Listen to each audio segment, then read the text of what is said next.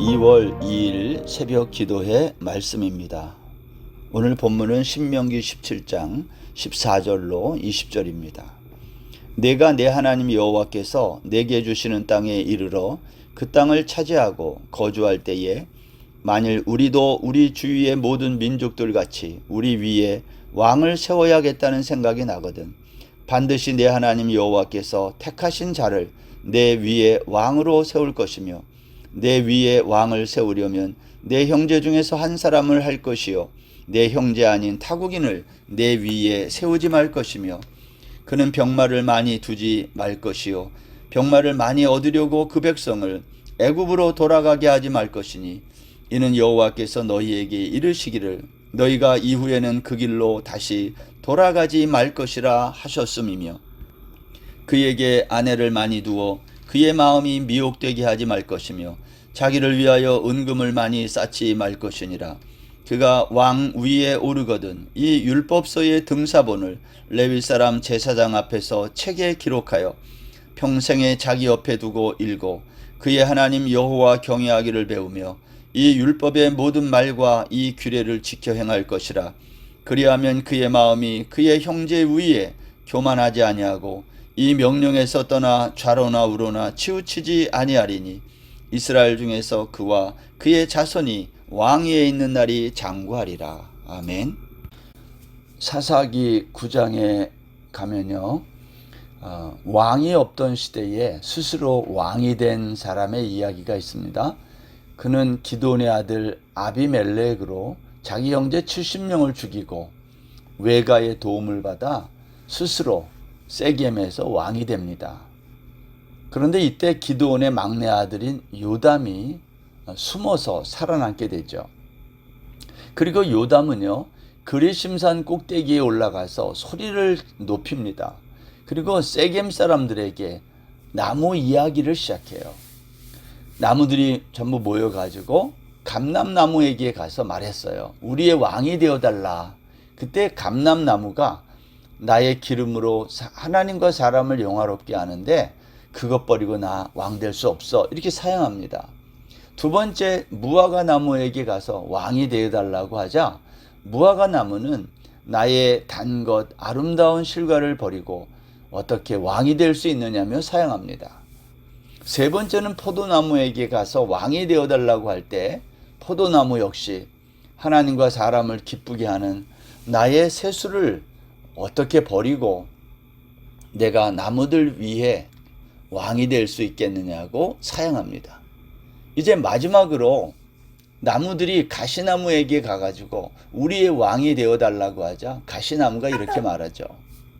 너희가 참으로 내게 기름을 부어 너희 왕을 삼겠거든 와서 내 그늘에 피하라. 그리하지 않으면 불이 가시나무에서 나와서 레바논의 백향목을 사를 것이다.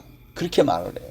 여러분 이것은 돈과 불법으로 왕의 자리를 차지했던 자격 없는 왕에 대한 교훈을 위해서 쓴 우화입니다. 왕에 대한 이야기는요 사무엘상 8장에도 있는데요. 사무엘 사사 시대의 이스라엘 장로들이 사무엘에게 와서 말하기를 당신은 늙고 당신의 아들들은 당신의 행위를 따르지 않으니 우리에게도 열방과 같이 왕을 세워 다스려 달라고 요청합니다.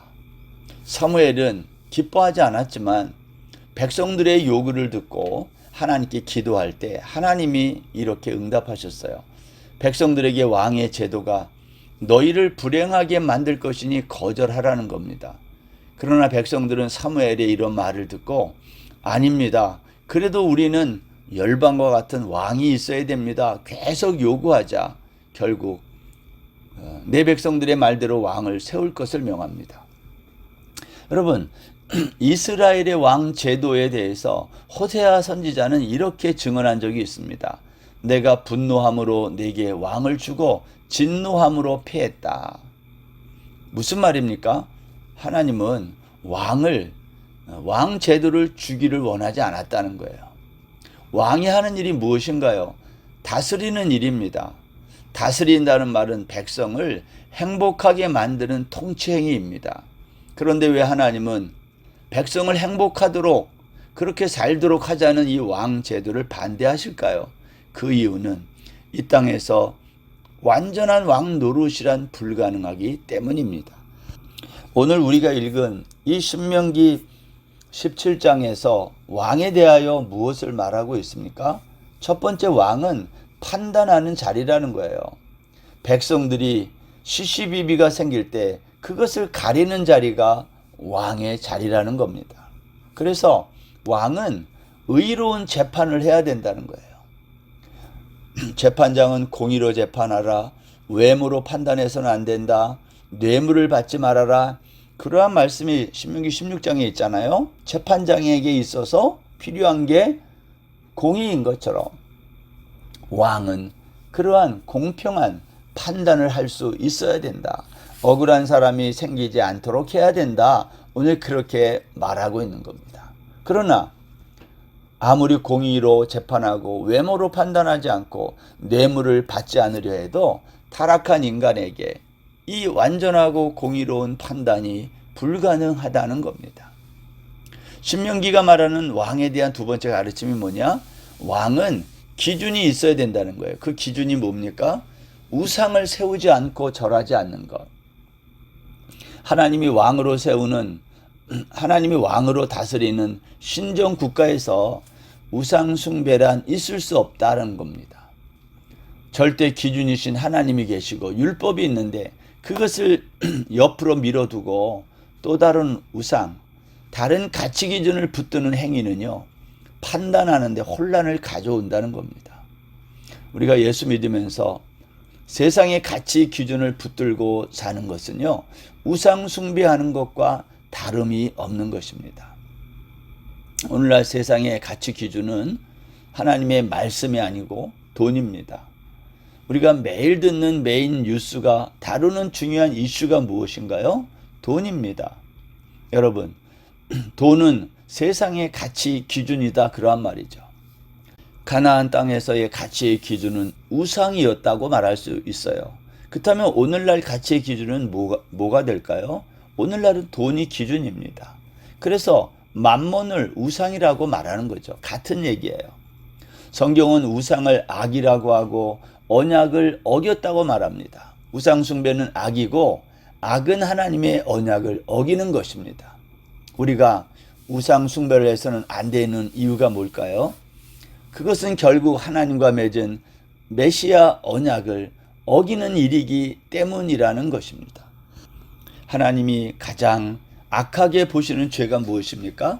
그것은 메시아 언약을 어기는 일, 다른 말로 우상 숭배예요. 여러분, 우상 숭배는 정확하게 말하면 무엇이 될까요? 사람들은 우상 숭배를 돼지머리 올려놓고 절하고 불상 앞에서 절하는 그러한 것을 생각하는데, 우상 숭배는 그러한 게 아니라 메시아의 자리를 대신하는 것을 갖다 놓고 그 앞에 엎드려 절하는 행위를 우상 숭배라고 말해요. 다시 말하면 이런 거예요. 오늘날 우리의 머리를 조아리는 것의 정체가 무엇인가 하는 겁니다. 그것은 바로 만몬이며 돈인 거죠. 돈이 오늘날 세상의 가치 기준에 척도라는 것입니다. 그러면 하나님의 가치 기준이 아닌 세상의 가치 기준인 돈에 대해서 성도들은 어떻게 대해야 될까요? 우리가 신명기 16장에서 5절 말씀에서 악을 행한 남자나 여자를 성문으로 끌어내어 돌로 쳐 죽이라 그렇게 말했잖아요. 당시 성문은 재판하는 자리였거든요. 그런데 돌로 쳐서 범죄인을 죽일 때 반드시 2사람이나 3사람의 증인을 두고 죽이라 그랬어요. 이런 말입니다. 가치 기준이 다른 사람이 우리 안에 있으면 갈등이 생기니, 신앙이 뭐냐? 우리 안에 있는 이 세상적 가치 기준, 우리를 갈등하게 만드는 그 기준을 죽이는 거다, 그 뜻이에요. 여러분, 세상은 돈이 생기면 좋은 차 사고 좋은 집 살 것을 제일 먼저 생각해요. 그러나 신앙인이라는 것은 돈이 생기면 이 돈을 누구를 위해 쓸 것인가를 생각하는 사람이에요. 이것은 삶의 가치에 관한 문제거든요. 마태복음 6장 19절에 보면 너희를 위하여 보물을 하늘에 쌓아두라 그랬어요.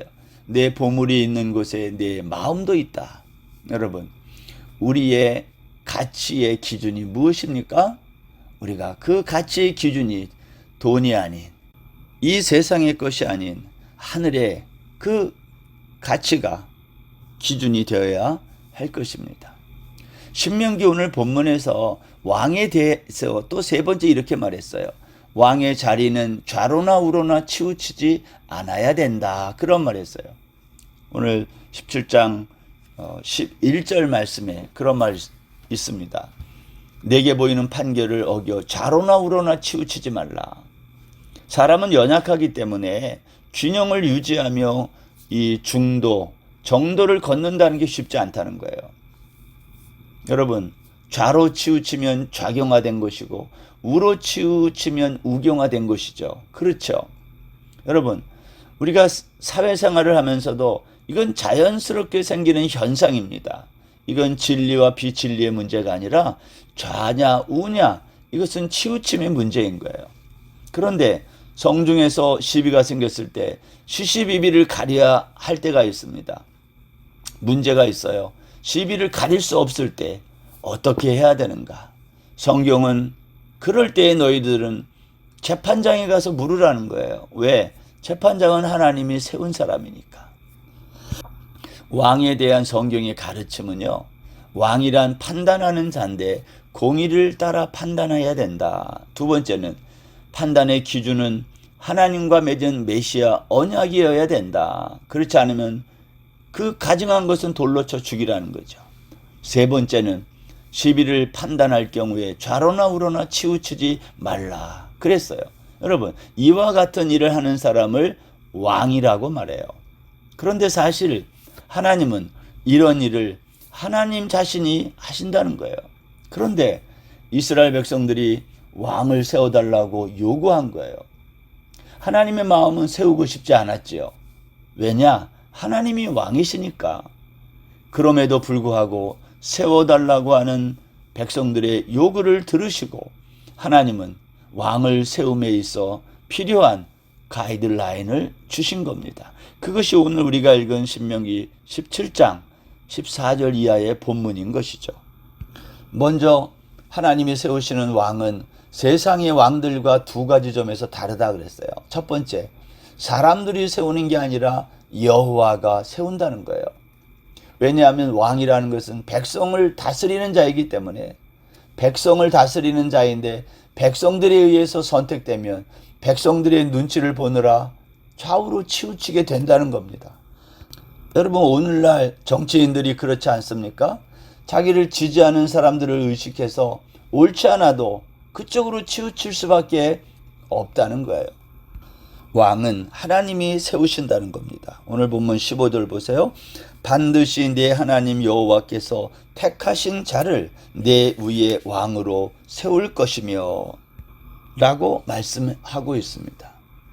두 번째는 타국인이 아닌 내 형제를 세우라는 겁니다. 이것은 왕도 이스라엘 백성들과 동등한 형제임을 말하는 거예요. 오늘날 대통령은 국민이 선택합니다. 국민이 선택하는 대통령은 자연스럽게 국민의 눈치를 보는 겁니다.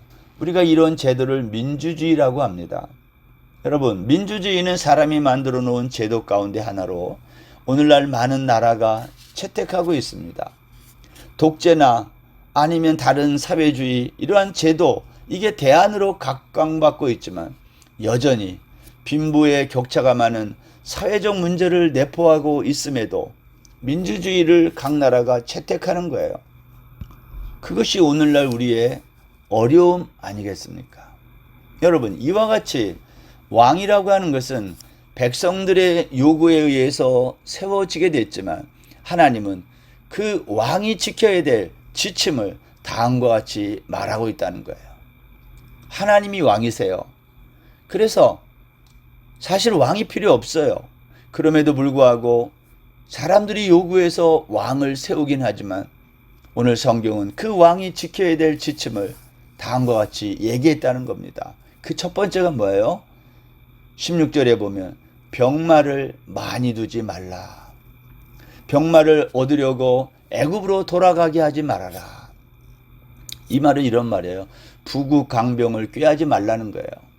말을 많이 두면 왕이 하나님을 의지하지 않고 군대를 의지한다는 겁니다. 강한 군대를 두는 게 나라의 안전을 위해서 좋은 것입니다. 그러나 강한 군대를 두면 사람은 그 힘을 사용해 보고 싶은 유혹을 받는 거예요. 그래서 일어나는 게 전쟁 아닙니까? 두 번째는 아내를 많이 두지 말라 그랬어요. 여러분, 아내를 많이 두게 되면 왜 문제가 됩니까? 우상 숭배 위험에 빠질 수 있는 거예요. 17절에 보면 그에게 아내를 많이 두어 그의 마음이 미혹되게 하지 말 것이며, 그렇잖아요. 여러분, 이 말씀을 보면 생각나는 게 솔로몬 왕 아닙니까? 후궁이 700명, 첩이 300명이었던 솔로몬. 결국 그의 여인들이 솔로몬의 마음을 우상 숭배로 돌아서게 한 거예요. 세 번째, 은금을 자기를 위해 쌓지 말라 그랬어요. 하나님께서 이스라엘 왕에 대하여 이와 같은 가이드라인을 주신 이유가 뭘까요? 여러분, 지금 말하고 있는 이 세 가지, 병마를 많이 두지 말고 또 아내를 많이 두지 말고 은금을 많이 두지 말라는 것은 애굽 땅에서 이스라엘 백성들이 이미 다 보아왔던 모습 아닙니까? 너희들은 그것을 흉내내지 말라는 거예요. 바로 왕, 애굽의 바로를 모방하고 따라가지 말라는 겁니다. 그러면서 하나님은 이스라엘 왕에 대해서 이렇게 권면했어요. 그것이 18절, 19절입니다. 그가 왕위에 오르거든 이 율법서의 등사본을 레위 사람 제사장 앞에서 책에 기록하여 평생에 자기 옆에 두고 읽어 배우며 이 규례를 지켜 행하라. 이런 말입니다. 하나님의 율법을 항상 기억하는 왕이라면 교만하거나 헛된 야망을 가지지 않을 거라는 거예요. 하나님의 말씀을 의식하는 왕이 되라는 것입니다. 그렇게 하면 그와 그의 자손이 왕위에 있는 날이 장구하리라 그랬어요. 사랑하는 여러분, 오늘 율법에서 왕의 제도를 말씀하고 있는데 우리가 오늘 이 말씀을 읽으면서 이 땅의 모든 왕들이 하나님의 말씀을 평생 옆에 두고 읽는 왕이 된다면, 지도자들이 된다면 이 세상이 얼마나 많이 달라질까요? 우리가 오늘도 그러한 나라를 바라보며 이 땅의 지도자들을 위해서 기도하는 뿐만 아니라 우리 자신도 평생을 두고 성경을 옆에 두고 읽고 묵상하는 우리 모든 성도들 다 되시기를 바랍니다. 기도하겠습니다.